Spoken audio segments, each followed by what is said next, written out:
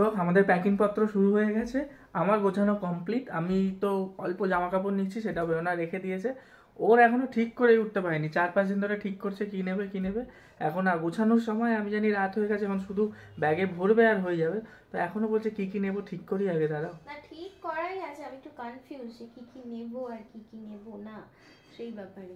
ঠিক দেখছি ঘুরতে যাওয়ার, এটা আমার জামা কাপড়ে ব্যাগ ভরে গেল দেখছি। এই তো এটাতেই তো দেখছি আমারটা পুরো ভরে গেছে। এইটুকুতে তোমার হবে? হ্যাঁ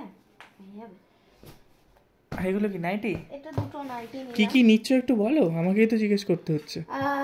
আমরা অ্যাকচুয়ালি মিলিয়ে নিয়েছি না এরকম জিনিস। ওর তো বেশি হাফ প্যান্ট আর টি শার্ট, আমার দুটো ফ্রক রয়েছে, ফ্রক ঠিক না ওয়ান পিস রয়েছে আমার দুটো, আর দুটো জিন্স, একটা পরে যাবো একটা নিয়ে আসবো।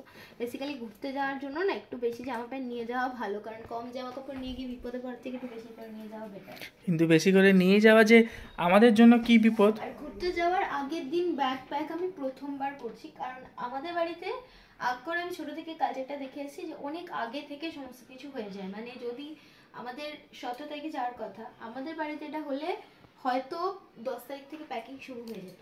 আর আমাদের 17 তারিখে ভোরে যদি যাওয়ার থাকে, আমাদের 16 তারিখ রাত্রে থেকে শুরু হয়। হ্যাঁ, তো এটা নতুন বাড়ি নতুন নিয়ম। আচ্ছা বলছি, বলো। আর একটা জিনিস তো কাউকে জানানো হয়নি। কি?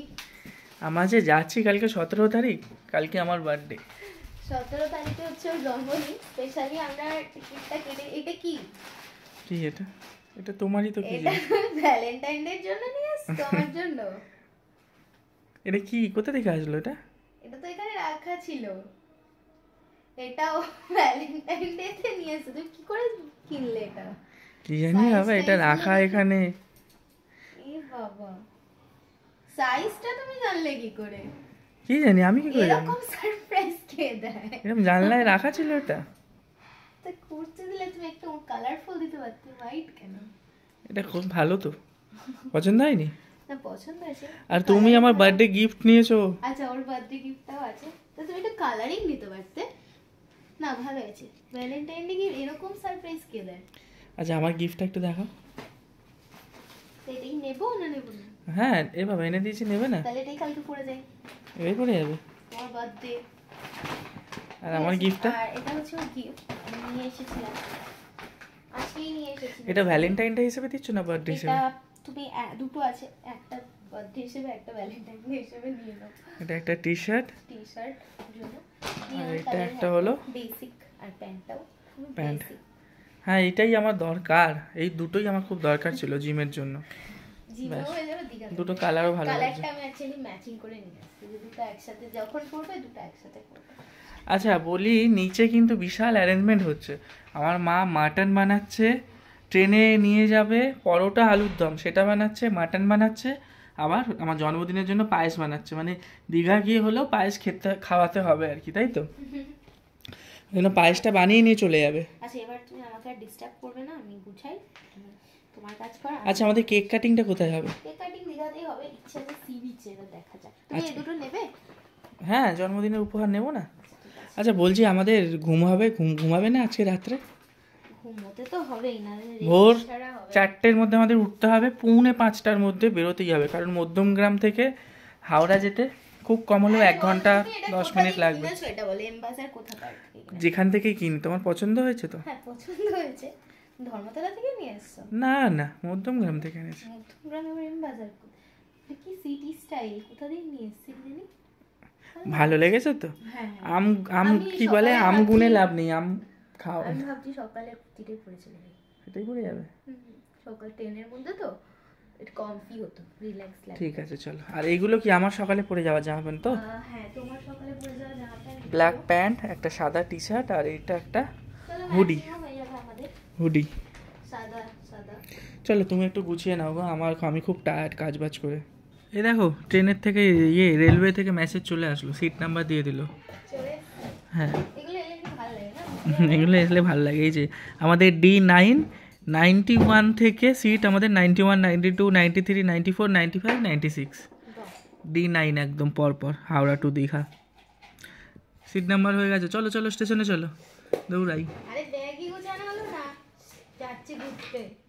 আপনারা হয়তো অনেকে ভাবছেন যাওয়ার আগের দিন এরা মরার মতন ব্লগ করছি কেন, শরীরটা খুব টায়ার্ড। এখন রাত্রি 10টা ওভার হয়ে গেছে, শরীরটা সারাদিন সকালে বেরিয়েছি আর রাস্তা আজকে এত জ্যাম, ফিরতে অনেক লেট হয়ে গেল। আর শরীরে এনার্জি থাকে বলুন, এইটুকু যে ভিডিও করার এনার্জি আছে এটা একমাত্র কালকে ওই ভোরবেলা ঘুরতে যাবো তাই জন্য, না হলে এতক্ষণে ঘুমিয়ে পড়তাম। গুড নিউজ সেটা, ওর দাঁতে ব্যথা আবার চালু হয়ে গেছে। আপনারা ভিডিওতে আগে দেখেছেন দাঁতে ব্যথায়,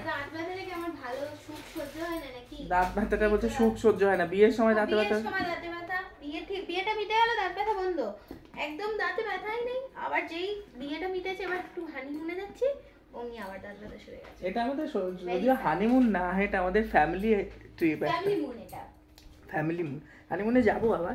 আমাদের যে যাওয়ার কথা ছিল আপনাদেরকে বলেছিলাম, কোনো কারণবশত যাওয়াটা হচ্ছে না। মানে শুধু আমরা নই, আমাদের সাথে যারা যারা যাচ্ছিলো কারোরই যাওয়া হচ্ছে না, সবাই মিলে একসাথে টিকিট ক্যান্সেল করলাম।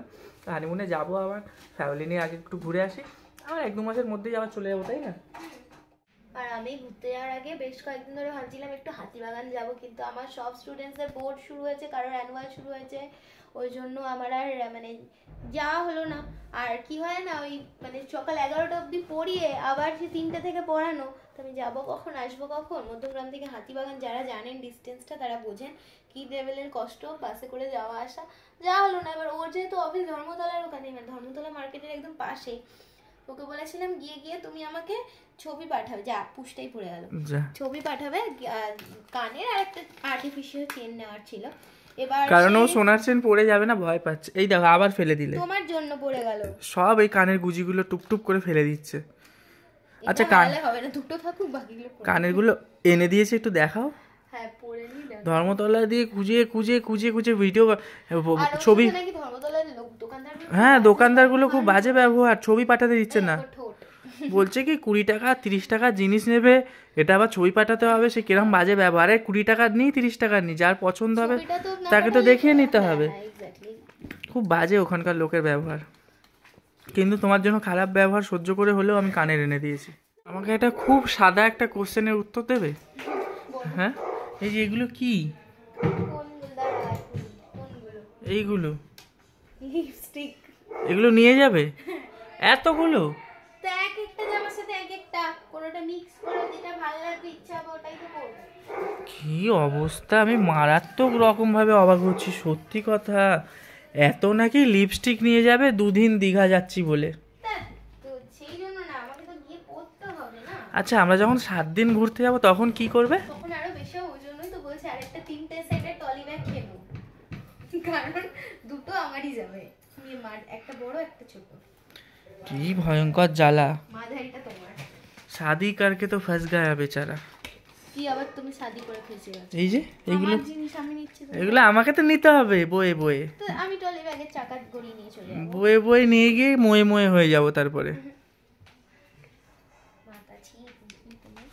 না কর শাদি এ বরবাদি, গানটা কি এমনি নাকি? কারণ আছে। দাও দাও, ওর সম্বল আগে দিয়ে দাও। সোনার হারটা খুলে নিলেও কিছু বলবে না, কিন্তু এইগুলোকে আগে ঠিক রাখতে হবে। দাঁড়া, আমি আর কি কি মেকআপ নেব বুঝতেই পারছি না। বুঝতে হবে না গো। এখন কি খাওয়া হবে, ভাত আর মাটন? না না, তাহলে কালকে মটন কালকে, শিম আলু সেদ্ধ পাপড় ভাজা কি? এ বাবা, এখানে আলু সিদ্ধ ভাত আর এখানে এত সুন্দর মাটন হয়েছে, এটাকে দেখে আলু সিদ্ধ ভাত খেতে হবে? একটু মাটনটাই দেখিয়ে দিই তাহলে। মাটন রেডি, আরো সিটি পড়বে। এখন শিম আলু সিদ্ধ ভাত খেয়েই আমাদের ঘুমোতে হবে, কারণ অনেক ভোরে উঠতে হবে। হ্যালো, 4টের সময় উঠতে হবে কিন্তু। আলু সিদ্ধ শিম সিদ্ধ ভাত খাওয়া কমপ্লিট। মা কালকে মাটন খাওয়াবে বলে আজকে একেবারে শিম সিদ্ধ আলু সিদ্ধ ভাত দিয়ে কাটি দিল। আর সকালে চিকেনটা খেয়েছো সেটা বলো। ও দুপুরে চিকেন খেয়েছি না, এর তো মুখ ভেজকে গেছে আলু সিদ্ধ ভাত দেখেই। না শিম সিদ্ধটা ভালোই লাগলো। আর এদিকে আমার দিদা এসেছে, আমাদের বাড়িতে পটাশ, আমাদের মায়ের মন্দিরের পুজো সমস্তটা এখন তুমি 2 দিন দেখবে, তাই তো? হ্যাঁ, আর কালকে আমরা ভোরবেলা যখন যাবো আমার উঠতে হবে। সে উঠবো আর কি করবো। আর কি কি করেছো মা একটু দেখাও, পায়েস পায়েস সব দেখাবো, একটু দেখাও। সকালে উঠে দেখাবি। পায়েস, পরোটা, আলুর দম দেখাবে না আজকে? না, কালকে সকালে সব সাজিয়ে যখন নেবো। তোমাদের লাগেজ গোছানো কমপ্লিট? দিদার এখন ট্রেনিং চলছে, কোথায় পাম্পের সুইচ, কোথায় অ্যাকোয়াগার্ডের সুইচ, কোথায় মা চা পরোটা, খেলে বাতাসা রইলো খেয়ে নিবি। কোথায় পরোটা রেখে যাবে, কোথায় সবজি রাখা আছে, কোথায় মাছ আছে, সব জেনে নিয়েছো। হ্যাঁ। না এই যে দেখেন এই মাছের এইটা বার করবি, এইটা কালকে এটা বার করবি, এটা যে বড় হ্যাঁ। নিচে রেখে দিবি, তাহলে পরশুদিন মাছ মাংস সব স্টক করা আছে, তোমার যেটা দরকার হবে খেয়ে নেবে, ঠিক আছে। হেভি বড় লোক রে, সব ফ্রিজে রেখে দিয়েছিস। ফ্রিজে আনা থাকে আমাদের। আমাদের ফ্রিজও নেই কিছু। না গো, এরা বড় লোক না, আমি এমনি বললাম।